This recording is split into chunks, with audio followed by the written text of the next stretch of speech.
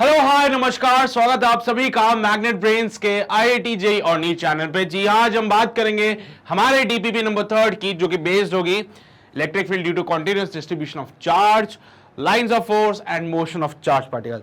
देखो भाई, 2 लेक्चर हो चुके हैं एंड दोनों लेक्चर का जो मिला जुला कॉन्सेप्ट था उस पर DPP मैंने एक बना दी है, ठीक है।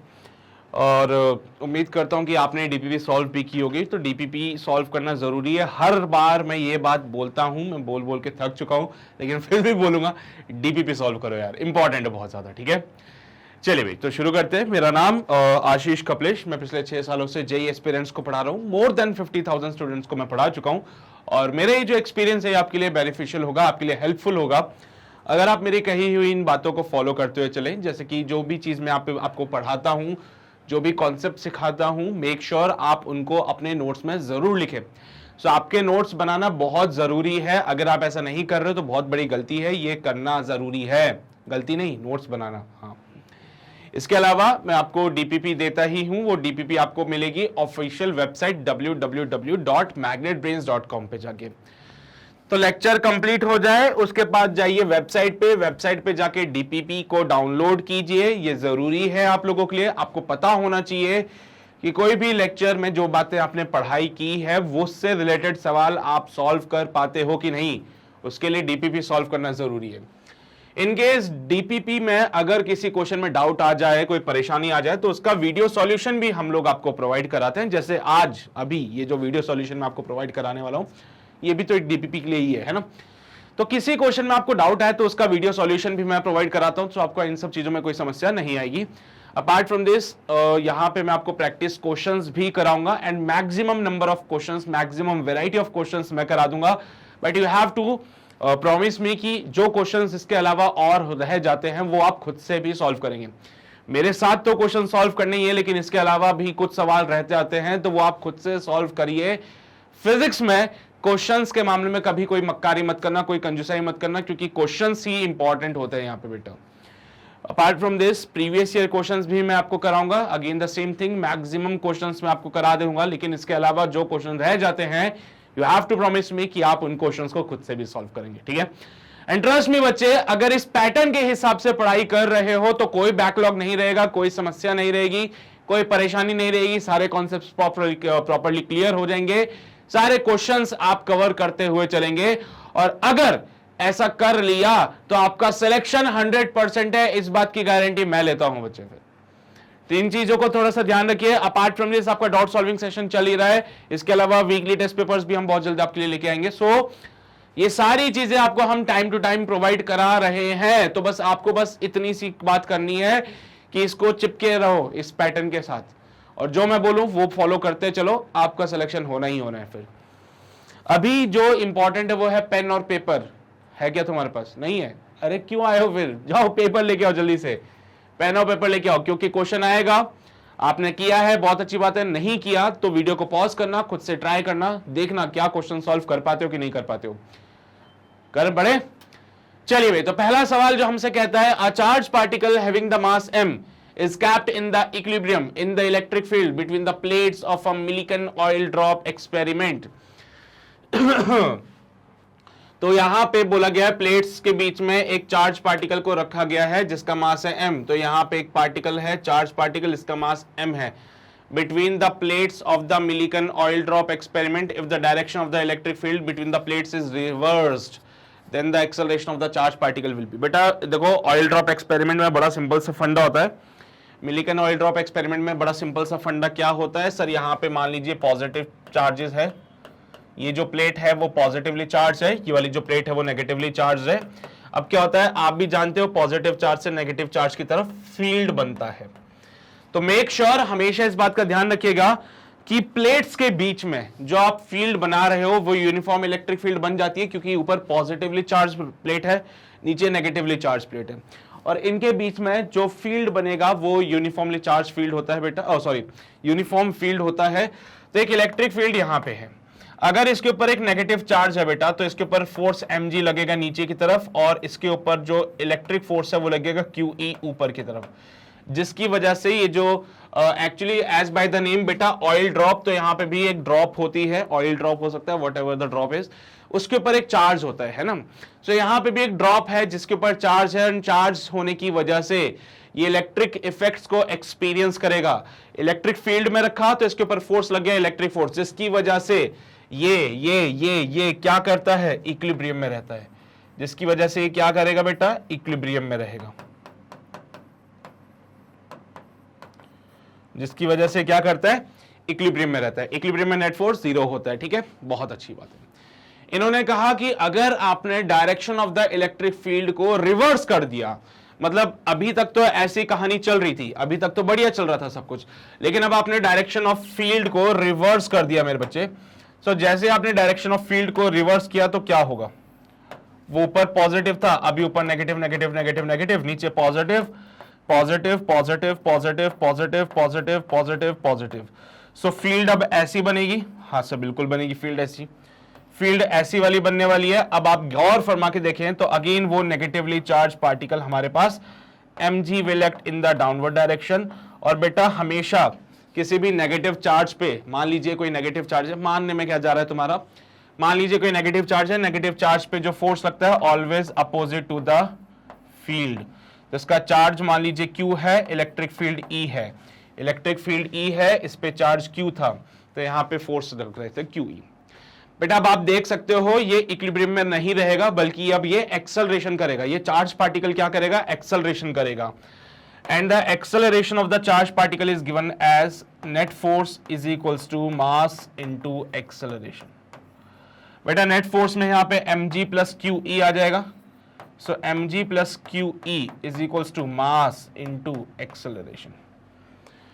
देखो भाई यहां पे अगर आप देखेंगे इक्विलिब्रियम में होने की वजह से mg is equals to QE था, सो मैं QE की जगह mg पुट कर दूं फिर से, तो चल जाएगा क्या, देखो ना पहले वाले केस से क्या दिख रहा था आपको, पहले वाले केस से हमें दिखता है कि mg इक्वल्स टू QE है, तो यहां पे mg प्लस QE की जगह पे भी हम पुट करते हैं mg is equals to ma, so 2mg is equals to ma। तो बेटा मास से तो मास मर जाएगा और इसका जो एक्सेलरेशन बनेगा that is given bye 2g, इसका एक्सेलरेशन कितना बनेगा बेटा, 2g बनेगा। सो यही तो है फाइनल एक्सेलरेशन। तो this is the acceleration of this charge particle now which is in the downward direction. क्या बोला बेटा, बड़ा सिंपल सा फंडा, दो प्लेट्स है, एक के ऊपर पॉजिटिव चार्ज है, एक पे नेगेटिव चार्ज है, फील्ड बनेगा प्लेट्स के बीच में, बहुत अच्छी बात। यहां पे कोई चार्ज पार्टिकल रख दिया जाए जिसका कुछ मास होगा, तो यहां पे mg will act in the downward direction and if it is a negatively charge particle तो इसके ऊपर फोर्स लगेगा ऊपर की तरफ, जिसकी वजह से मेरे बच्चे ये रहेगा इक्विलिब्रियम में। इक्विलिब्रियम में बेटा जितना फोर्स ऊपर लग रहा है उतना फोर्स नीचे लगता है, तो mg बराबर QE कर दिया मैंने। अब आपने डायरेक्शन ऑफ द फील्ड को रिवर्स कर दिया, तो देखो पहले इलेक्ट्रिक फील्ड नीचे की तरफ जा रहा था, अभी इलेक्ट्रिक फील्ड ऊपर की तरफ जा रहा है, तो आपने डायरेक्शन ऑफ फील्ड को रिवर्स कर दिया। उसके लिए आपको ऊपर नेगेटिव चार्ज लाना पड़ेगा, नीचे पॉजिटिव चार्ज लाना पड़ेगा। जैसे आपने डायरेक्शन ऑफ द फील्ड को रिवर्स किया, पार्टिकल पे mg नीचे लग रहा था, अब ये जो QE वाला फोर्स ऊपर की तरफ लग रहा है वही QE वाला फोर्स अब नीचे की तरफ लगेगा। अब पार्टिकल के ऊपर जो नेट फोर्स लग रहा है which is acting in the downward direction, तो जिसकी वजह से पार्टिकल के पास एक्सेलरेशन आएगा नीचे की तरफ। The net force will be given by mass into acceleration. Net force में हो जाएगा mg plus QE equals to mass into acceleration. पहले वाले केस से पता चला mg बराबर QE है, तो QE की जगह mg पुट किया, mg plus mg equals to ma, 2mg equals to ma, so a equals to 2g। यही तो है सवाल, बस कंप्लीट हो गया है, नोट करना है, कर लो इसको। कंप्लीट किया, समझ आई, आगे बढ़ते हैं। अगला सवाल, the linear charge density on the upper half of the segment of ring is lambda. बेटा अपर हाफ पे आप देख सकते हो यहां पे lambda is the linear charge density and on the lower half it is minus का lambda, मतलब लोअर हाफ नेगेटिवली चार्ज है, अपर हाफ पॉजिटिवली चार्ज है। The direction of the electric field at the centre O of the ring is given bye, बेटा O पे electric field की direction कहां होगी, along OA, along OB, along OC या फिर along OD। चलिए भाई बताइए। देखो भाई यहां पे एक आर्क दिख रहा होगा और आर्क में आधा पार्ट पॉजिटिवली चार्ज है, आधा पार्ट नेगेटिवली चार्ज है। सॉरी, आपकी मर्जी है, आपको स्मॉल एलिमेंट लेना है वैसे ले लो, नहीं तो डायरेक्टली दिमाग लगाओ। पॉजिटिव वाला इसको दूर भगाएगा। यहां पे अगर एक प्लस का टेस्ट चार्ज रख दिया जाए, अगर यहां पे प्लस का एक टेस्ट चार्ज रख दिया जाए तो प्लस वाला तो इसको दूर भगाएगा, नेगेटिव वाला इसको पास बुलाएगा। तो यहां पे तो पॉजिटिव वाला क्या करेगा, इसको दूर भगाएगा, नेगेटिव वाला पास बुलाएगा। इन दोनों का resultant will go like this. So net electric field will be toward along the O C. So net electric field रहेगी अलोंग ओसी। यही है हमारा final answer for this question. I hope you are getting my point. समझ रहे हो बात को, क्या हो रहा है? ऐसे सवाल पहले भी किए, 10 बार किए, हमें आते हैं अच्छे से, है ना। चलिए बच्चे आगे बढ़ते हैं। अगला सवाल, non conducting ring of radius R has the uniformly distributed positive charge Q. बेटा यहां पे एक रिंग बना ली हम लोगों ने। ओहो,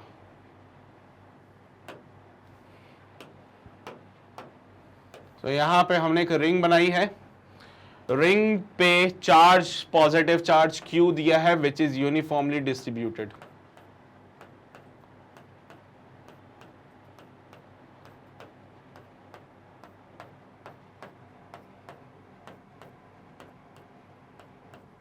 which is uniformly distributed.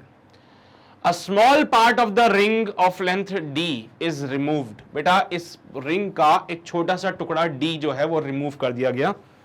तो देखो मैं अब रिमूव करने जा रहा हूं इस रिंग का एक छोटा सा टुकड़ा।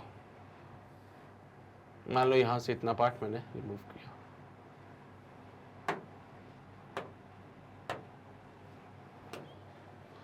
इतना सा पार्ट मैंने क्या कर दिया मेरे बच्चे, रिमूव कर दिया। ठीक है, अब जैसे मैंने इतना सा पार्ट रिमूव किया, अब क्या हुआ, यहां पे गैप आ गया क्या? हाँ सर बिल्कुल, यहां पे तो गैप ही आएगा, और क्या होगा।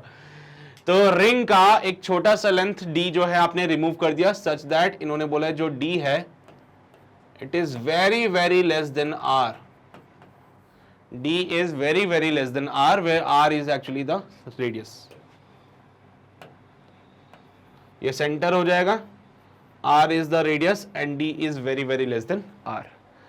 The electric field at the center of the ring will now be, बेटा यहाँ पे जो इलेक्ट्रिक फील्ड होगा वो उसके डायरेक्शन क्या होगी और वो किसके प्रोपोर्शनल होगा? Is it inversely proportional to r cube? Is it inversely proportional to r square? Or it is towards the gap or away from the gap? ये सारी बातें आपको बतानी है। पूरे रिंग के ऊपर चार्ज है मेरे बच्चे, पूरे रिंग के ऊपर चार्ज है एक्सेप्ट दिस गैप। ये गैप को छोड़ के पूरे रिंग के ऊपर चार्ज है यहाँ पे। ठीक है, गैप को छोड़ दिया, बाकी पूरे रिंग यूनिफॉर्मली चार्ज है। So what I am thinking is, जो मैं सोच रहा था वो भी आपको शेयर करता हूं कि मैं क्या सोच रहा था। मैंने सोचा कि यार देखो इतना सा जो पार्ट है ये तो सिमेट्री को रिप्रेजेंट कर रहा है। अभी भी अगर हम गौर फरमा के देखें तो इतना पार्ट तो सिमेट्री को ही रिप्रेजेंट कर रहा है ना, कर रहा है कि नहीं कर रहा है?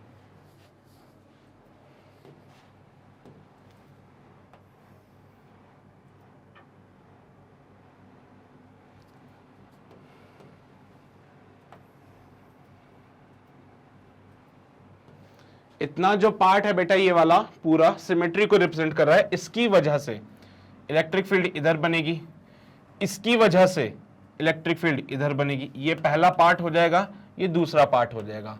So this is your E1, this is your E2। अब E1 E2 बेटा सिमेट्री की वजह से एक दूसरे को कैंसिल आउट भी कर देंगे। Due to symmetry, due to symmetry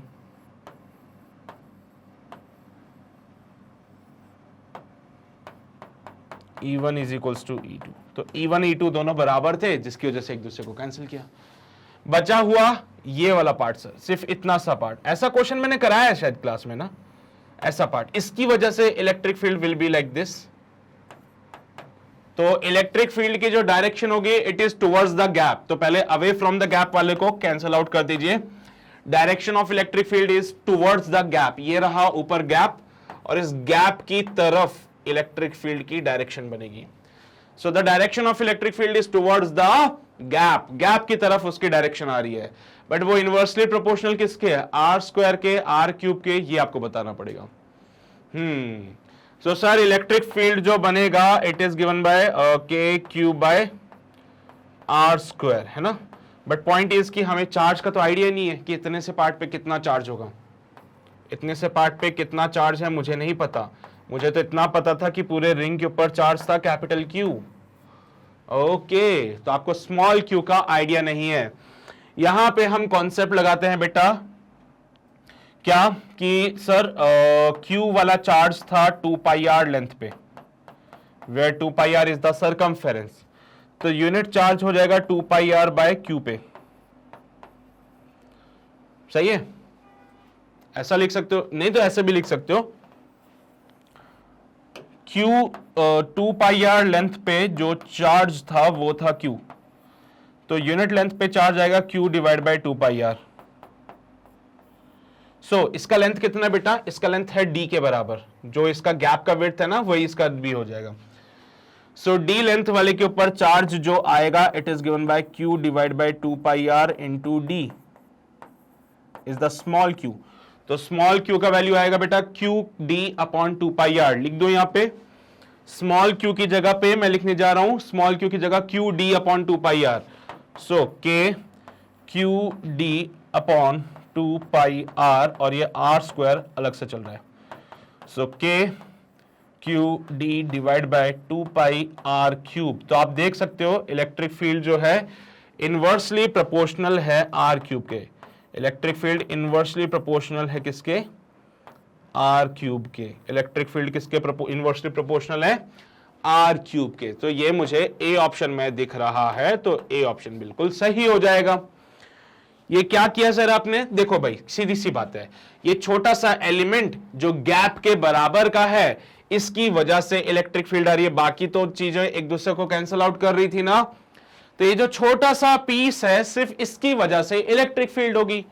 अब आपसे पहले बोल दिया कि D is very very less than R, तो बेटा हमने यार इसके लिए बहुत छोटा सा एलिमेंट था तो इसके लिए हमने लगा दिया अपना छोटा सा फॉर्मूला के क्यू बाई आर स्क्वायर वाला, पॉइंट चार्ज की तरह बिहेव करके। इसको दिक्कत ये आ रही थी कि इस पे चार्ज कितना है, ये जो छोटा सा लेंथ है D वाला, इस पे चार्ज कितना होगा। तो सर ये तो यूनिटरी मेथड से निकाल सकते हैं, टोटल लेंथ कितनी होती है 2 पाई आर, सर्कल की जो टोटल लेंथ होती है 2 पाई आर, उस पे चार्ज कितना capital Q. So 2 pi R length पे चार्ज होगा कैपिटल क्यू। तो यूनिट लेंथ पे भैया जैसे सब्जी वालों के साथ मोल भाव नहीं करते क्या भैया, 100 एप्पल कितने के 1000 के, या 10 एप्पल 100 रुपए के, तो एक एप्पल कितने का हुआ 10 रुपए का। तो 5 एप्पल कितने हुए, कितने 10 इंटू 5, 10 इंटू 5 50, ये तो करते थे। 10 एप्पल 100 रुपए के, एक एप्पल 10 रुपए का, 5 apple 10 into 5 50। 2 pi R length पे चार्ज Q, यूनिट लेंथ पे चार्ज कितना Q बाई 2 पाई आर। तो D लेंथ पे चार्ज कितना Q upon 2 pi R into D, ये स्मॉल Q हो जाएगा, है ना। तो स्मॉल Q की वैल्यू ये उठाई हमने यहां से और पुट कर दी यहां ले जाके, स्मॉल Q का ये वैल्यू उठा के हमने यहां पुट किया, सॉल्व करके we got the relation that E is inversely proportional to R cube. I hope you are getting my point बेटा, समझते हो ना। ऐसा सवाल मैंने क्लास में कराया था, वहां पे तो न्यूमेरिकल वैल्यू निकाली थी बल्कि हमने, ठीक है। तो इसको छाप लो जल्दी से, अच्छा सवाल था, उसके बाद हम आगे बढ़ते हैं। फिर छाप लिया सभी ने, पक्का आगे बढ़े। अगला सवाल देख लें। Figure shows the 3 non conducting rod, 3 non conducting rod आपको दिख रही जिसपे अपर पार्ट पे चार्ज पॉजिटिव है, लोअर पार्ट पे चार्ज नेगेटिव है। इनमें से कौन सा वाला सही रिप्रेजेंटेशन है इलेक्ट्रिक फील्ड का, इनमें से कौन से वाले का सही रिप्रेजेंटेशन है इलेक्ट्रिक फील्ड की डायरेक्शन का, बोलो भाई। इलेक्ट्रिक फील्ड की डायरेक्शन किसमें सही बनाई गई है इनमें से। बहुत टफ क्वेश्चन दे दिया सर ये वाला, तो हमारी तो हालत ही खराब हो गई इसको सॉल्व करने में। पॉजिटिव वाला यहां पे अगर टेस्ट चार्ज रख दो तो दूर भगाता है, नेगेटिव वाला पास बुलाता है, तो नेट इलेक्ट्रिक फील्ड यहीं बनेगी। बिल्कुल सही बनाया इन्होंने। पॉजिटिव वाला दूर भगाता है, नेगेटिव वाला पास बुलाता है, इलेक्ट्रिक फील्ड यहां बननी चाहिए थी। पॉजिटिव वाला दूर भगाता है, नेगेटिव वाला पास बुलाता है, इसमें भी इलेक्ट्रिक फील्ड यहीं बननी चाहिए थी, लेकिन ये इलेक्ट्रिक फील्ड की डायरेक्शन गलत बना रहे हैं। तो सिर्फ एक ही कर्व है बेटा, सिर्फ एक ही ऐसा डायग्राम है जिसमें इलेक्ट्रिक फील्ड की डायरेक्शन बिल्कुल सही बनाई है, बाकियों में इलेक्ट्रिक फील्ड की डायरेक्शन उन्होंने गलत बनाई है, ठीक है। चलिए भाई, तो इसके अलावा और कुछ भी नहीं है इस सवाल में, बस आपको ये देखना था कि इलेक्ट्रिक फील्ड की डायरेक्शन सही और गलत किस में थी। चलो भी बहुत बढ़िया। आगे बढ़ते हैं, अगले सवाल की ओर आएंगे। Point charge Q, -Q, 2Q and Q are placed in order at the corner ABCD of a square of side 2B. If the field at the midpoint of CD is 0, then Q by capital Q is. तो ratio आपको बताना है कितना होगा, कैसे करें। तो इसके लिए एक स्क्वायर बना ले पहले, तो सबसे बेस्ट रहेगा सबसे पहले एक स्क्वायर बना लो, काफी हो जाएगा इतना। This is your point A, this is your point B, this is your point C and this is your point G. A पे चार्ज रखा गया है Q, B पे चार्ज रखा गया माइनस का Q, C पे चार्ज रखा गया है 2Q और D पे चार्ज रखा गया है Q. CD के मिड पॉइंट पे इलेक्ट्रिक फील्ड यहां पे 0 है, CD के मिड पॉइंट पे इलेक्ट्रिक फील्ड 0 है, ठीक है। मुझे एक बात बताओ, इस पॉइंट से लेके यहां तक ये जो डिस्टेंस होगा, क्या ये निकाल सकते हो तुम लोग? हाँ बिल्कुल निकाल सकते। सिमिलरली इस पॉइंट से ये वाली जो डिस्टेंस, अरे यार क्या हो गया, ये डिस्टेंस भी निकाल सकते हो तुम लोग? बिल्कुल निकाल सकते। बहुत बढ़िया। ये डिस्टेंस कितनी होगी? देखो साइड जो है वो 2B है, तो ये वाली जो साइड बनेगी, इज इट द B? बिल्कुल सर, बहुत बढ़िया। And also this one is your B. सो ये लेंथ होगी √5B. देखो भाई क्या है ना, स्क्वायर है तो स्क्वायर की तो सारी साइड्स बराबर ही होती है। तो देखो ये B, ये 2B, ये √5B. सिमिलरली ये B, ये 2B, this will be your √5B. अब जरा गौर फरमाइएगा सभी लोग, मैं एक चीज लिखने जा रहा हूं। A की वजह से जो इलेक्ट्रिक फील्ड बनेगी, A की वजह से यहां पे इलेक्ट्रिक फील्ड इधर बनेगी, इधर EA. B की वजह से इधर आएगी EB, C की वजह से इलेक्ट्रिक फील्ड यहां आएगी EC एंड D की वजह से इलेक्ट्रिक फील्ड आएगी इधर ED. समझ रहे हो बात को? मान लो कि ये एंगल थीटा है, तो ये एंगल भी थीटा हो जाएगा। सिमेट्री से ये एंगल भी थीटा होगा और फिर आप डिफाइन कर सकते हो चीजों को, है ना बेटा। सिमेट्री वाली बातें लगा रहे हैं हम लोग। अगर ये एंगल थीटा है तो B 2B √5B, B 2B √5B, तो ये एंगल भी थीटा होना चाहिए। मैं इन वेक्टर्स को जरा अच्छे से बना दूं यहाँ पे, ताकि आपको चीजें समझ आ सके। इधर की तरफ एक वेक्टर है विच इज गिवन बाय ED, इधर की तरफ एक वेक्टर है विच इज गिवन बाय EC, इधर एक इलेक्ट्रिक फील्ड है विच is given bye EA and इसका जो एंगल है यहाँ पे वो थीटा है। यहाँ पे एक इलेक्ट्रिक फील्ड है विच is your EB and because of the symmetry हमने चेक किया, यहाँ पे इसका एंगल भी थीटा ही आ रहा था। सिमेट्री की वजह से बेटा यहाँ पे 2B, ये B, ये √5B, तो एंगल कितना? थीटा। ये भी √5B, ये B and this length will be your CB is your 2B, तो ये एंगल भी कितना होगा बेटा? थीटा होगा। सिमेट्री से हमने बातें बोली। इसके कंपोनेंट्स अगर आप करोगे देन यू विल फाइंड कि सर इसके कंपोनेंट्स कुछ इस प्रकार से बनते हैं। EA का कंपोनेंट इधर बनेगा विच is given bye EA cos theta, फिर EB का कंपोनेंट इधर बनेगा विच is given bye EB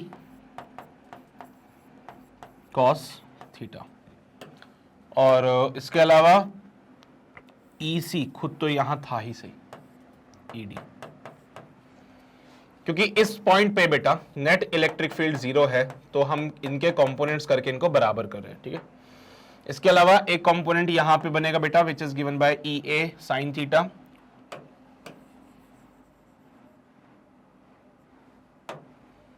EA sin theta. EB का भी एक कंपोनेंट यहां पे बनाएंगे नीचे की तरफ विच is given bye EB sin theta, क्योंकि इस पॉइंट पे नेट इलेक्ट्रिक फील्ड 0 है, तो आप इनको इक्वेट कर सकते हैं। समझ रहे हो बात को? हर एक पॉइंट की वजह से मैंने इस पॉइंट पे इलेक्ट्रिक फील्ड बनाई है। EA, EB, EC और ED डिफाइन कर दिए। साथ ही साथ मैंने यहां पे ये एंगल थीटा कंसीडर किया, ये एंगल भी सिमेट्री से थीटा हो जाएगा बेटा, क्योंकि आप देख रहे हो ये साइड √5b है, ये साइड 2b है, ये साइड b है, ये साइड भी b है, ये √5b है and this is your 2b। So symmetry से ये बात तो साफ है कि जो एंगल थीटा ये है वही एंगल थीटा ये हो जाएगा, जो एंगल थीटा ये है वह भी एंगल थीटा यही बनेगा। EA का कंपोनेंट EA cos थीटा इधर आएगा, EB का कंपोनेंट EB cos थीटा भी इधर आएगा। आप देख सकते हैं यहाँ पे मैंने डायग्राम को रीड्रॉ किया है। क्योंकि नेट इलेक्ट्रिक फील्ड 0 है तो x की तरफ जो इलेक्ट्रिक फील्ड होगा, एक बार इसको 0 करेंगे, net electric field along the x को 0 करेंगे, एक बार net electric field along the y को 0 करेंगे। तो एक बार अलोंग द x हमने इलेक्ट्रिक फील्ड 0 किया, एक बार along the y electric field हम 0 करेंगे। जब हम अलोंग द y 0 करते हैं तो यहां से मुझे दिखता है EA sine theta will be equals to EB sine theta, और इस केस में बेटा साइन थीटा से साइन थीटा तो मर जाएगा, तो सीधी सीधी सी बात है EA is equals to EB बनेगा। और ये तो हमें दिखता भी था डायग्राम से, डायग्राम से भी तो दिख रहा है A का चार्ज और B का चार्ज, दोनों का चार्ज सेम, इस पॉइंट से दोनों बराबर के डिस्टेंस पर रखें तो दोनों की वजह से इलेक्ट्रिक फील्ड सेम ही आएगी। तो दोनों का चार्ज सेम है, देखो Q दोनों इक्वल डिस्टेंस पे √5b, तो दोनों की वजह से जो इलेक्ट्रिक फील्ड बनेगी वो सेम बनेगी, इसमें कोई दिक्कत वाली बात नहीं। ठीक है सर, अब x वालों को 0 करते हैं तो net electric field along the x, इसको हम 0 करते हैं। तो जब net electric field along the x आपने 0 किया, then you will come to know कि सम माइनस का EC प्लस का ED प्लस का EA cos थीटा प्लस का EB cos theta should be 0।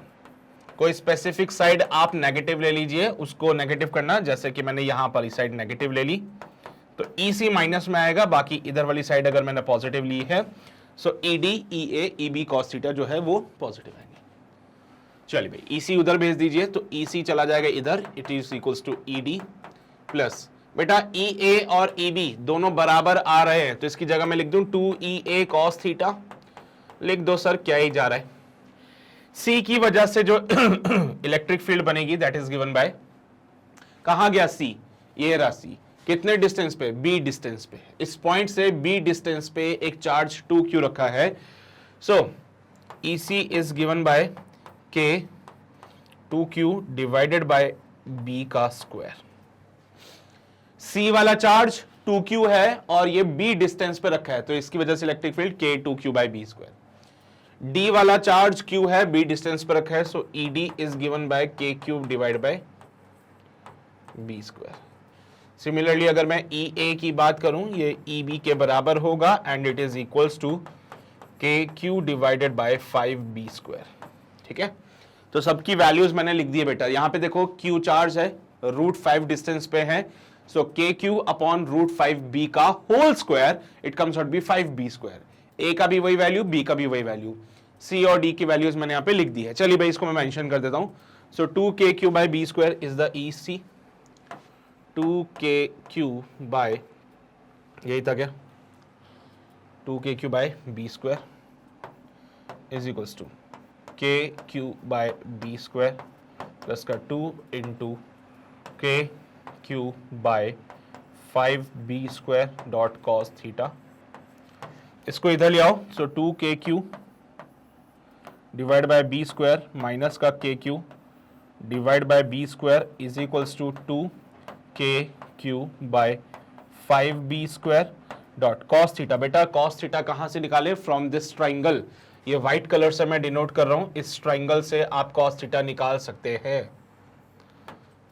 From this triangle आप cos थीटा की value बहुत आराम से निकाल लेंगे। This length is √5B, this is your 2B and this is your B and this angle is theta। बेटा ये व्हाइट वाला ट्रायंगल छोटा सा मैंने यहाँ पे दोबारा बनाया है, इसी को अगर आप चाहो तो मैं अगले पेज पे फिर से बना सकता हूँ। cos theta basically B upon 1/√5 आएगा इसमें। इस ट्रायंगल से देखा जाए तो cos थीटा जो बनेगा it will B 1/√5 base upon hypotenuse, base है B, हाइपोटेन्यूज है √5। ठीक है, तो cos थीटा की जगह 1/√5 मैंने लिख दिया।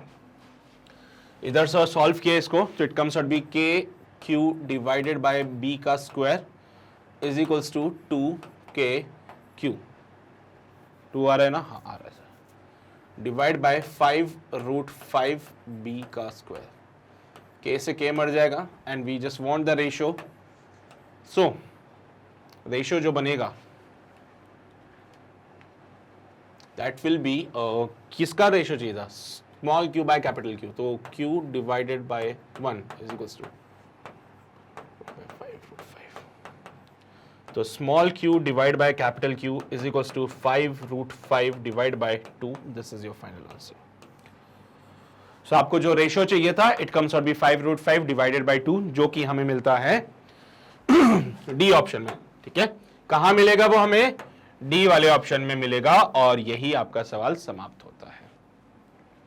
क्लियर है ये बातें? हमने क्या किया, स्क्वायर बना के पॉइंट्स को मार्क किया, उसके बाद हमने बोला यार ए से सी डी के मिड पॉइंट पे इलेक्ट्रिक फील्ड जीरो करना। So this is the mid point of the C D, यहां पे इलेक्ट्रिक फील्ड जीरो करना था। मैंने ठीक है कर देंगे भाई हम लोग, हमें क्या दिक्कत है।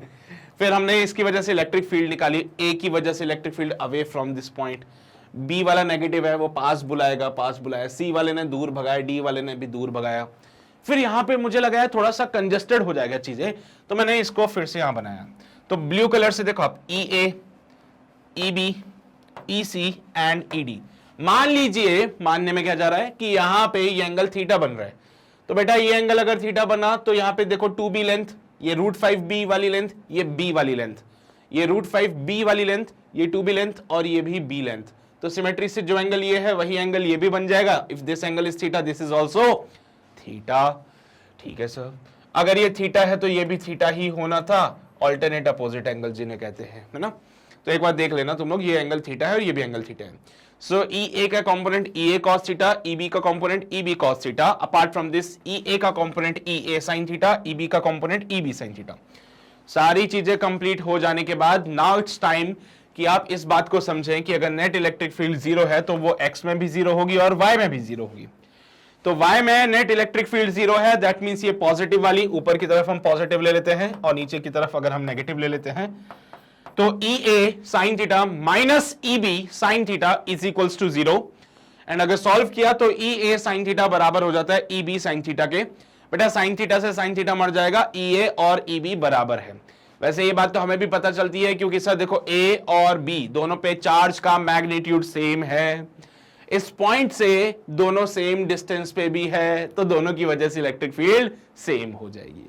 बहुत अच्छी बात है।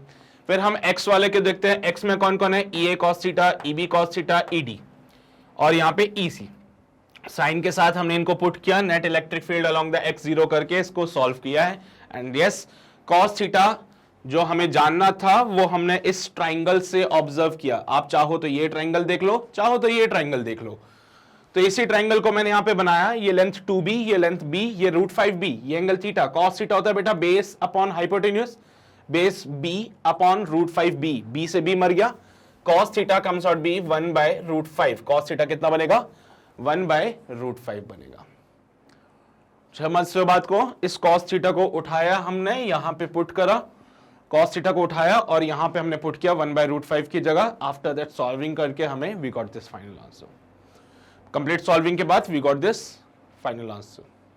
You are getting my point बेटा? तो इसको नोट कर लीजिए, इसको नोट कीजिए, D is the right answer जो कहता है 5√5 divide by 2 is the right one. अच्छा सवाल है, सोचने वाला था, दिमाग लगा लिया सभी ने, नोट भी किया होगा सभी ने। यहां भी लिखो ये सारी बातें। हो गया, तो आगे बढ़ते हैं हम लोग अगले सवाल की ओर। अगला सवाल हमसे बोलता है, a particle of mass 2 kg and charge 1 millicoulomb is projected vertically with a velocity of 10 meter per second. There is a uniform electric field of 10 raised to power 4 Newton per coulomb. Select the correct statement. The horizontal range of the particle is 5 meter. The time of flight of the particle is 2 seconds. The maximum height reached by the particle is 15 meter and none of these. क्या कहते हो बेटा? एक particle है जिसको आपने क्या किया, प्रोजेक्ट किया vertically with the velocity of 10 metre per second. एक यूनिफॉर्म इलेक्ट्रिक फील्ड यहाँ पे थी बेटा 10 की पावर 4 न्यूटन पर कूलम की। तो करेक्ट स्टेटमेंट क्या होगा? तो देखो भाई, मेरे हिसाब से तो ऐसा होगा, ये पार्टिकल था, इसको अगर मैंने ऊपर की तरफ फेंका 10 मीटर पर सेकेंड से, और अगर अगर अगर अगर चार्ज के बारे में कुछ बोला ही नहीं है इन लोगों ने, चार्ज के बारे में कुछ बोला ही नहीं है। Let us consider this to be a positive charge, तो प्लस का 1 मिली कूलम। बेटा मिली कूलम बोले तो 10 की पावर माइनस का 3 कूलम होता है ये, ठीक है। मैंने कंसीडर कर लिया पॉजिटिव चार्ज है, और अगर ये पॉजिटिव चार्ज है तो इलेक्ट्रिक फील्ड इधर की तरफ बनना चाहिए।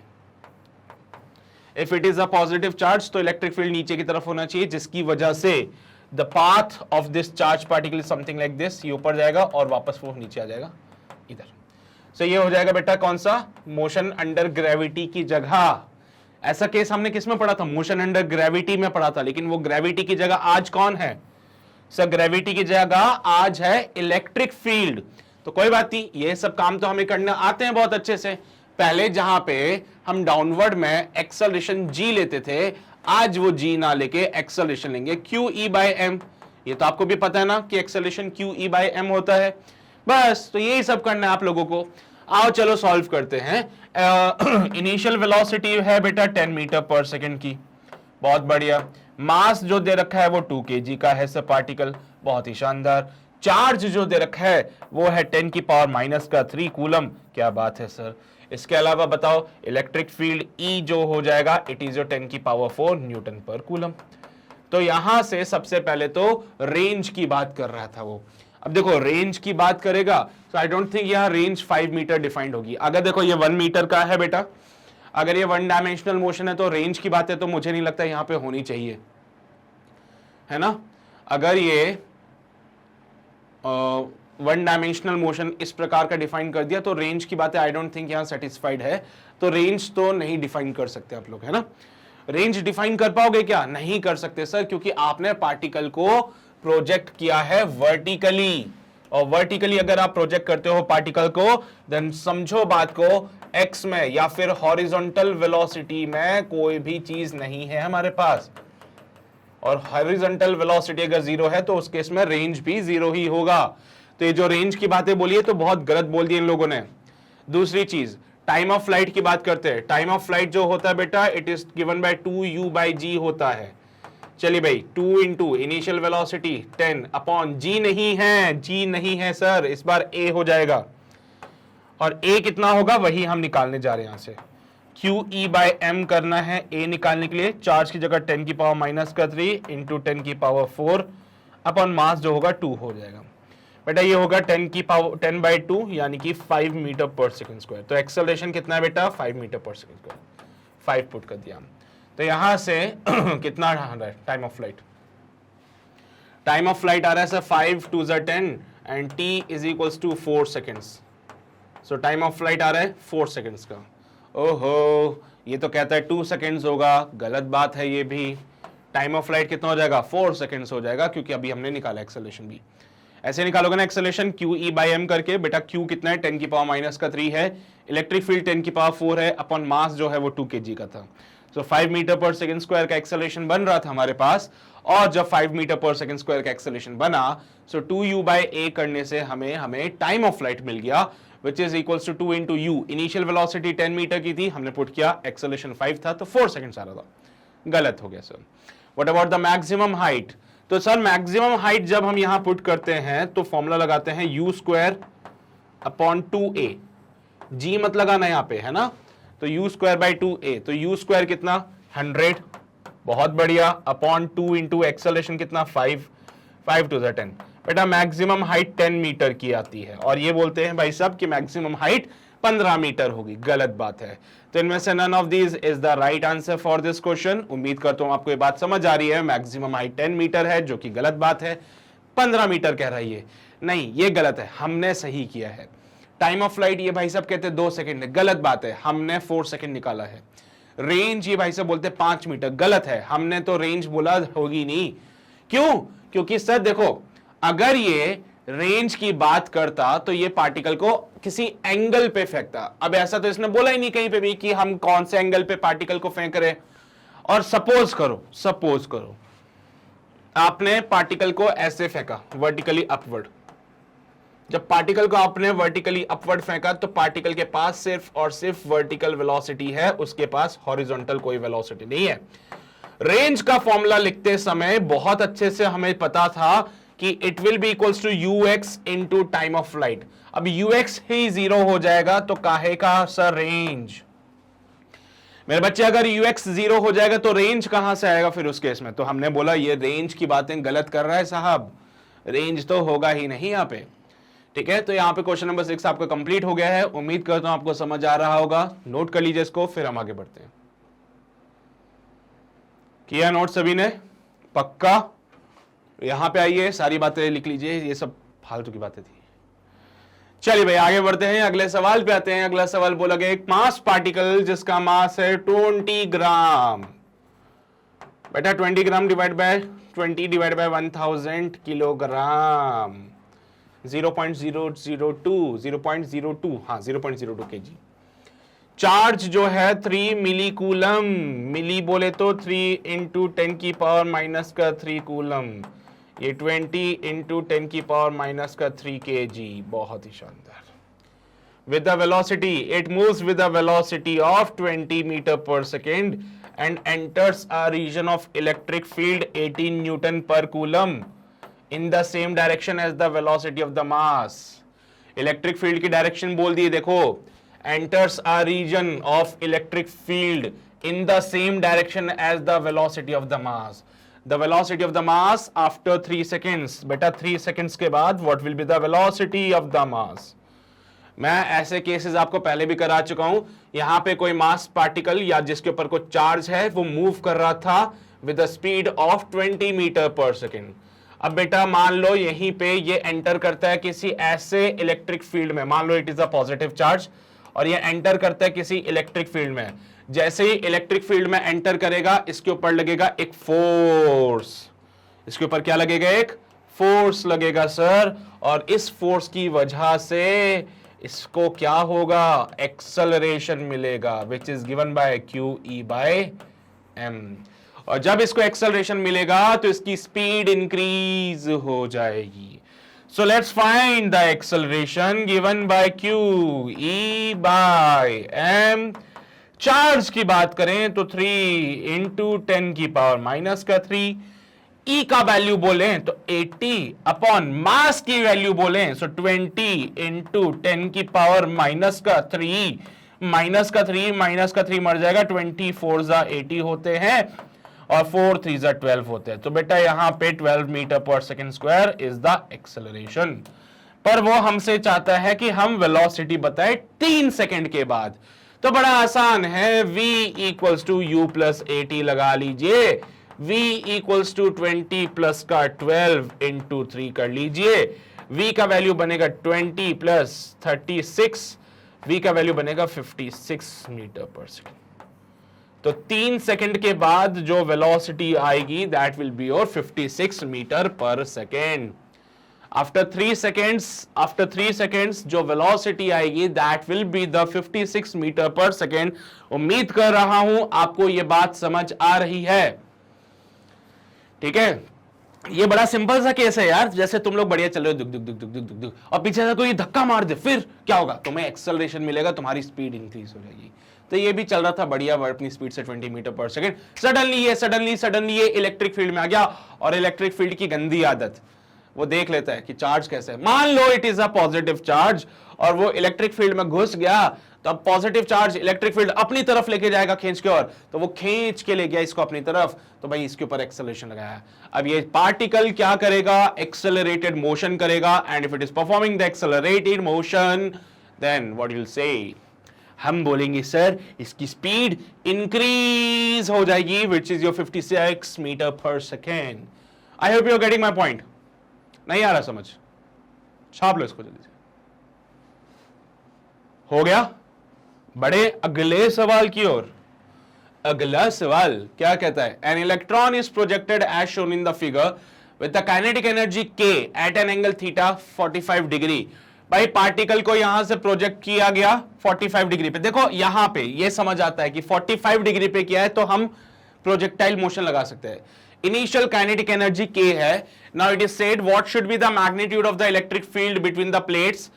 प्लेट्स के बीच में इलेक्ट्रिक फील्ड का क्या वैल्यू होगा कि वो जस्ट अपर वाले प्लेट को टच ना करे, so that the electron just, oh कौन है भाई साहब? ये इलेक्ट्रॉन है। So that the electron just fail to strike the upper charge plate. मैं चाहता हूं ये जाए जाए जाए और ऊपर वाली से टकरा के वापस नीचे आ जाए, ऊपर वाले से ना टकराए और वापस नीचे आ जाए। तो एक काम करते हैं ना, हम इसको यहां तक ले लेते हैं। So for solving this part हम मैक्सिमम वाली कंडीशंस को लेते हैं। जब भी ऐसे सवाल आते हैं ना, so that it fails to strike the upper charge plate, आपके सामने अगर ऐसे सवाल आ जाए तो वही करो जो तुम करते हो। क्या तुम्हें जो चीज करने के लिए मना की जाती है तुम वही करते हो ना। तो ये क्या चाहता है कि वो ऊपर वाली प्लेट से ना टकराए, तुम बोलो टकराएगी, बस छू के वापस आ जाएगी, टकराएगी भी नहीं, छू के वापस आ जाएगी। अगर ये छू के वापस आती है अपर प्लेट को तो उस केस में इसका मैक्सिमम हाइट डी के बराबर हो जाएगा। अगर हमारे ये इलेक्ट्रॉन अपर प्लेट को छू कर वापस आ जाए तो इसके पास मैक्सिमम हाइट डी हो जाएगा।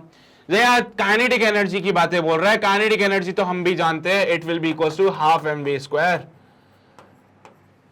यहां पे यू स्पीड से प्रोजेक्ट किया होगा, इसको यू स्पीड से प्रोजेक्ट कर दिया होगा।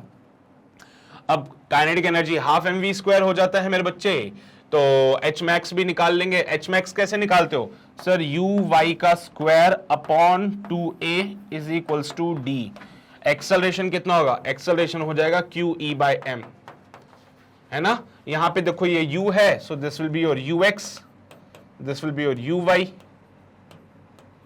सो uy बोले तो u square sine square 45 degree, u square sine square 45 degree divided by 2a is equals to D. E का वैल्यू निकालना है मुझे, E का वैल्यू निकालना है। A की जगह ये सब चीजें पुट करने जा रहा हूं मैं, है ना। A की जगह पे ये सब पुट करने जाता हूं। U स्क्वायर बेटा साइन स्क्वायर 45 1/2 होता है into 2 into q E by m is equals to d. So u square m by 4 q E is equals to d. So E उधर ले जाओ, डी को नीचे ले आओ तो इससे काम बन जाएगा। So E is equals to u square m divide by 4 q d. यार अब तो वैल्यूज पुट करने की बातें आ चुकी है, वैल्यूज पुट करो आंसर आएगा। अब चाहो तो इसको के फॉर्मेट में कन्वर्ट कर सकते हैं। उन्होंने बोला है के फॉर्मेट में कन्वर्ट करो, तो देखो ना एम यू स्क्वायर है, ये भी तो एम यू स्क्वायर आ रहा है। देखो जरा ये एम यू स्क्वायर, ये एम यू स्क्वायर, यार यहां से दिख रहा है that M U square equals to 2 times of K. So M U square की जगह 2 टाइम्स ऑफ के पुट करने से इलेक्ट्रिक फील्ड बनता है 2 टाइम्स ऑफ के divide by 4 into E into D. यहां पे एक्चुअली चार्ज कौन है? इलेक्ट्रॉन है, तो क्यू की जगह पे मैंने पुट कर दिया E. So I think answer will be k upon 2 E d. K upon 2 E d is the value of the electric field so that वो उसको टच ना करे। K upon 2 ED is the value of the electric field जिसकी वजह से electron ऊपर वाली plate को टच नहीं करेगा। ठीक है, so this is the value जो हमें थर्ड ऑप्शन मिलती है। इसको नोट कर लीजिए, फिर हम आगे बढ़ते हैं। किया नोट सभी ने? चलिए भाई आगे बढ़ते हैं, अगले सवाल की ओर आते हैं। बोला गया एक इलेक्ट्रॉन जिसका मास Me है, इनिशियली वो रेस्ट पे था, बहुत बढ़िया, मूव करता है through a certain distance in the uniform electric field in time t1 time में वो किसी यूनिफॉर्म इलेक्ट्रिक फील्ड में चल रहा है। एक प्रोटॉन जिसका मास mp है, जो कि इनिशियली वो भी रेस्ट पे था, उसको टाइम t2 लगा to move through an equal distance in the uniform electric field. Neglect the effect of gravity, the ratio of t2 by t1 is equal to. देखो बेटा बड़ा सिंपल सा फंडा है, यहां पे इलेक्ट्रिक फील्ड बना देता हूं मैं। यूनिफॉर्म इलेक्ट्रिक फील्ड है, यूनिफॉर्म इलेक्ट्रिक फील्ड है, बहुत बढ़िया। एक पॉजिटिव चार्ज जो कि इनिशियली रेस्ट पे था वो ट्रेवल करता है कुछ डिस्टेंस, मान लीजिए ये डिस्टेंस जो ट्रेवल करी है इन्होंने x हो जाएगी। ये डिस्टेंस ट्रेवल करने में इनको जो टाइम लगा वो है t1। ठीक है, एक negative charge same distance travel करता है, negative charge same distance travel करता है और इसको टाइम लगता है t2। सो t1 t2 का रेशियो बताना है। ये इलेक्ट्रॉन है, इसलिए इसका मास होगा me, ये प्रोटॉन है, इसका मास होगा mp। दोनों की इनिशियल वेलोसिटी 0 है, दोनों की इनिशियल वेलोसिटी 0 है। दोनों सेम यूनिफॉर्म इलेक्ट्रिक फील्ड में चल रहे हैं, दोनों सेम यूनिफॉर्म इलेक्ट्रिक फील्ड में ही चल रहे हैं। सो t2 और t1 का रेशियो बताइए क्या होगा।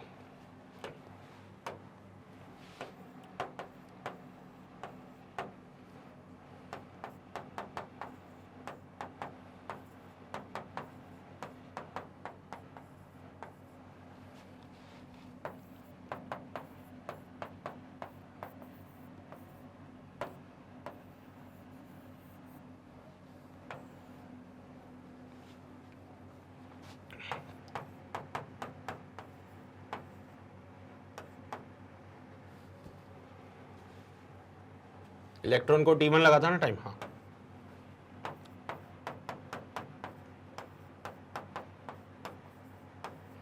इलेक्ट्रॉन को जो टाइम लगा था वो T1 था, है ना। तो चलो एक काम करते हैं, इसको यहां पे बंद कर देते हैं और इक्वेशन नंबर 1 नाम दे देते हैं। अब हम प्रोटॉन के लिए सॉल्व करेंगे। अब हम सॉल्व करेंगे फॉर प्रोटॉन। तो प्रोटॉन के लिए भी यही कहानी लगाओगे क्या? कोई अंतर है क्या प्रोटॉन के लिए? नहीं है ना। तो acceleration of the proton is given bye E divided by mass of the proton. देखो भाई क्या होता है ना, तो मैं बता देता हूं, चार्ज ऑफ प्रोटॉन जो होता है वो चार्ज ऑफ इलेक्ट्रॉन के बराबर होता है, वो 1.6 10⁻⁻19 कूलम।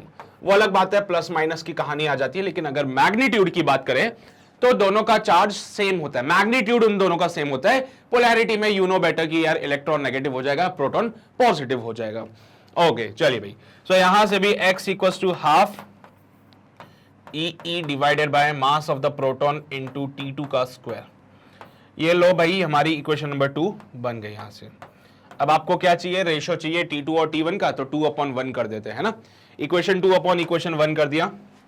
तो जब हमने इक्वेशन 2/इक्वेशन 1 किया तो यहां पे x/x इज इक्वल्स टू, यहां क्या बनेगा?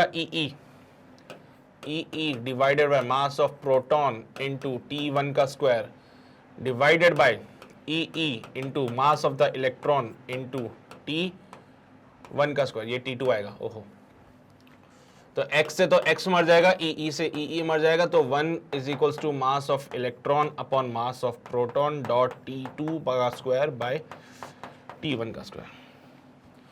सो T2 बाय T1 का जो होल स्क्वायर है it is equals to mass of proton upon mass of electron. तो यहां से सीधी सी बात, नो बकवास, स्प्राइट क्लियर है ना। Under root of mass of proton upon mass of electron, ये ही बनता है इनका रेशो। तो T2 by T1 equals to mass of proton upon mass of electron. I think B option यहां पे बिल्कुल सही आ रहा होगा आप लोगों का, देख लीजिए भाई, बी ऑप्शन सही आ रहा है क्या? मास of proton upon mass of electron जब हमने किया था, तो छाप लो इसको जल्दी से, नोट कर लो भाई जल्दी से। किया नोट सभी ने? पक्का? यहां पे आओ, ये सारी बातें लिख लो। हो गया?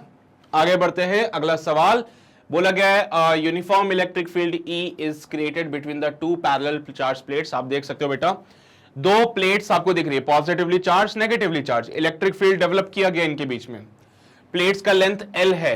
एक इलेक्ट्रॉन जो कि एंटर कर रहा है with the speed of V, एक इलेक्ट्रॉन जो कि स्पीड एंटर कर रहा है with the speed of U, okay, U speed से।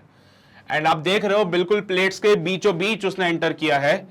The angle of the deviation of the path of the electron. बेटा एंगल ऑफ डेविएशन यानी वो जो एंगल थीटा दिख रहा है ना आपको, वो निकालना पड़ेगा। तो ये बेचारा सीधा सीधा आ रहा था, लेकिन क्या हुआ, इलेक्ट्रिक फील्ड की वजह से ये डेविएट हो गया। ये बेचारा इलेक्ट्रॉन सीधा सीधा आ रहा था, but because of the electric field ये क्या हो गया, डेविएट हो गया। अब भाई डेविएट हुआ तो फिर कुछ तो सोचना पड़ेगा ना वैसे भी।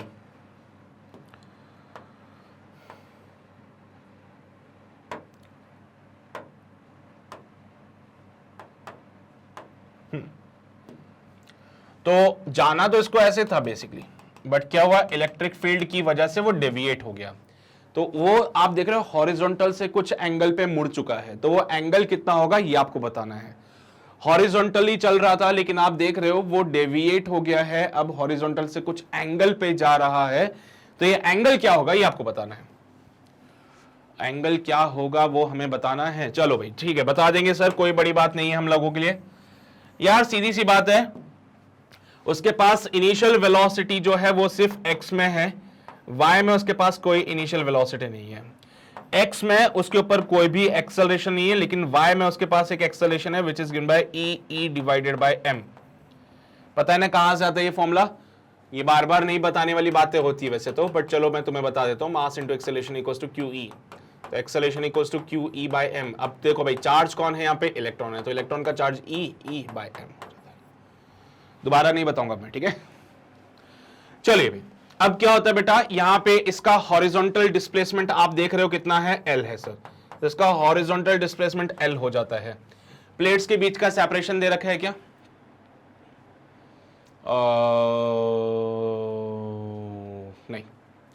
प्लेट्स के बीच का सेपरेशन नहीं है।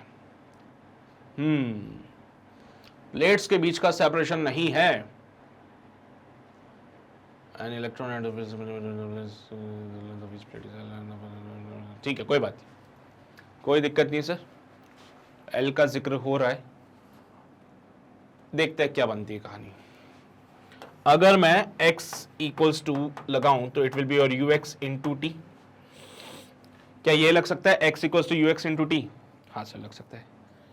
y में अगर डिस्प्लेसमेंट की बात करूं तो सिमेट्री है दोनों के बीच में, सो टाइम ऑफ फ्लाइट कुछ तो निकालना पड़ेगा। l equals to U T, l equals to U T.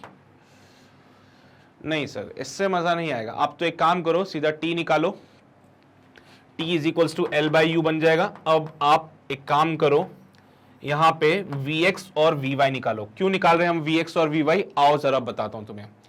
जब ये मान लो बाहर गया तो इसकी वेलोसिटी v थी, तो इधर एक कंपोनेंट बनेगा विच इज गिवन बाय vx, इधर एक कंपोनेंट बनेगा विच इज गिवन बाय vy। और जब आप tan थीटा लगाओगे तो vx अपॉन vy या vy अपॉन vx, हाँ ये सही लिखा, ये लिखा सकते हो बेटा, समझो। जब ये बाहर निकलेगा तो मान लीजिए v वेलोसिटी से निकला, तो इसका एक कंपोनेंट इधर vx बनेगा, एक कंपोनेंट vy बनेगा।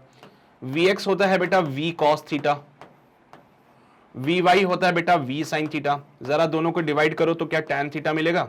बिल्कुल मिलेगा सर। तो tan theta equals to vy upon vx होता है। तो क्यों ना हम अपने गिवन डाटा से vx और vy निकाल लें, तो मजा ही आ जाएगा। यहां से एंटर करा और यहां से बाहर निकला, हॉरिजॉन्टल डिस्प्लेसमेंट कितना कवर किया? लेंथ के बराबर। तो टाइम कितना लगा उसमें? L बाई यू टाइम लगा। हॉरिजॉन्टल डिस्प्लेसमेंट कितना कवर किया? L के बराबर, और उसको कवर करने में जो टाइम लगा that will be your L by U. तो इतने टाइम में what is the velocity along the x and y? तो it's the same time, so we have this time of flight बेटा, L बाई यू हमें मिल चुका है time. इस टाइम में vx निकालना है, it is given bye ux plus का ax into T. Unfortunately ax 0 हो जाता है, तो vx हमारा ux के बराबर होगा which is equals to u।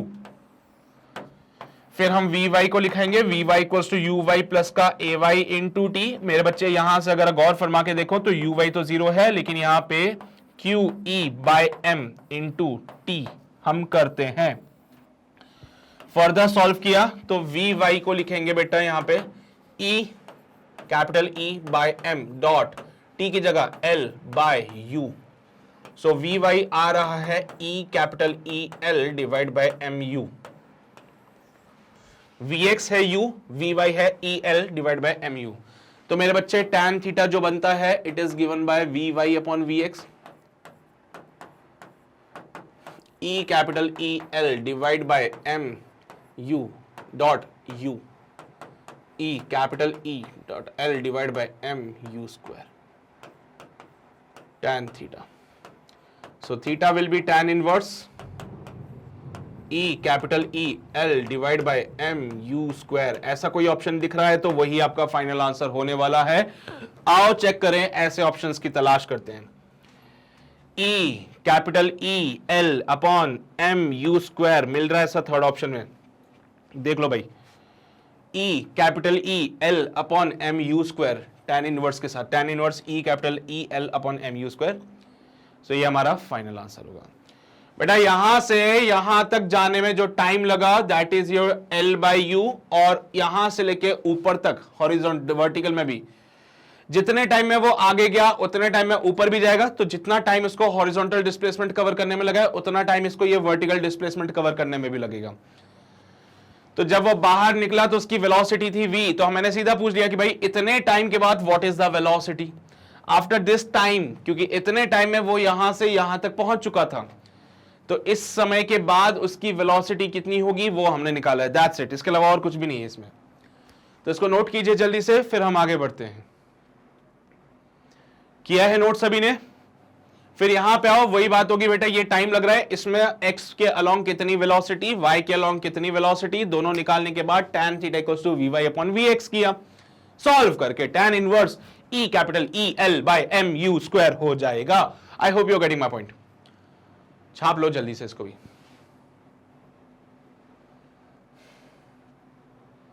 Done? पक्का? सच में? चलिए भाई, तो यहां पे हमारी डीपीपी हो जाती है समाप्त। उम्मीद करता हूं आपसे डीपीपी के सारे सवाल बने होंगे। और कोई पार्ट में कोई डाउट नहीं रहा होगा, फिर भी आपको लगता है कि सर मुझे वीडियो दोबारा देखनी है या कोई और समस्या जो कि आपकी इस वीडियो से रिलेटेड है, तो उसके लिए आप हमें ज्वाइन करें हमारे ऑफिशियल वेबसाइट www.magnetbrains.com पे। जैसे आप इस वेबसाइट पे आएंगे, आपको यहां नीचे दिखेगा IIT JEE जिसकी प्रिपरेशन आप लोग कर रहे हो। IIT JEE पे क्लिक करना, तो यहाँ पे एक आदमी तुम्हें दिखेगा, ये दाढ़ी वाला इंसान। तो जैसे वॉच नाउ पे क्लिक करते हो तो इस इंसान की बड़ी सी फोटो यहाँ दिखती है ना। फोटो पे अभी इग्नोर करना, तुम जाना वॉच ऑल वीडियोस पे। वॉच ऑल वीडियोस पे जैसे ही जाओगे तो आप देख सकते हो बेटा लेक्चर, DPP और उसका सॉल्यूशन। तो हमारे पास हर एक चीज प्रॉपर सीक्वेंस में अरेंज है बेटा। आप उसका लेक्चर देखिए, फिर उसके बाद उसकी DPP देखिए, DPP के बाद उस DPP का सॉल्यूशन भी आपको हमने प्रोवाइड करा दिया। तो ऐसे ही हर एक लेक्चर के लिए उसकी DPP के सॉल्यूशन, ईच एंड एवरीथिंग हमने हम प्रॉपरली अरेंज कर दिए, सो दैट आपका टाइम वेस्ट ना हो। आप कोई भी वीडियो यूट्यूब पे जाके ऐसे सर्च ना करो, यहां से आओ, यहां से डायरेक्टली आप यूट्यूब पे पहुंच जाएंगे फिर, ठीक है। तो यहां पे हर एक चीज आपके लिए हमने अरेंज करके दी है। अच्छा, वेबसाइट पे आओगे तो सब्सक्रिप्शन भी तो लगेगा उस पर? नहीं लगता बेटा, वेबसाइट पे कोई सब्सक्रिप्शन नहीं है, ठीक है। फ्री है आप लोगों के लिए, जितने बार आपको आना है उतने बार आओ, जितने बार लेक्चर देखना है उतने बार लेक्चर देखो, कोई रोक टोक नहीं रहेगी, ठीक है। चलिए भाई, बहुत बढ़िया। इसके अलावा अगर आप चैनल पे नए हैं सो मेक श्योर यार आप चैनल को सब्सक्राइब जरूर कर लेना। वो लाल बटन अभी दबा दो, क्या जाता है तुम्हारा उसमें वैसे भी। तो जो लाल बटन दिख रहा है उसको दबा दो, उसके बगल में जो बेल आइकन है उसको प्रेस कर दो, सो दैट आप कोई नोटिफिकेशन मिस ना करें। बाकी अपने दोस्तों तक ये सेशन जरूर पहुंचा देना, उनको बोल देना कि भैया JEE की प्रिपरेशन करनी है, प्रॉपरली एडवांस लेवल तक जाना है, तो मैग्नेट ब्रेन्स आके ज्वाइन जरूर कर ले, ठीक है। बाकी सेशन को लाइक जरूर कर देना अगर पसंद आया हो तो। और बस इतनी ही बातें आज की इस अमेजिंग सेशन की। मिलते हैं आपसे अगले सेशन में, तब तक अपना ध्यान रखिए, पढ़ाई करते रहिए। All the very best.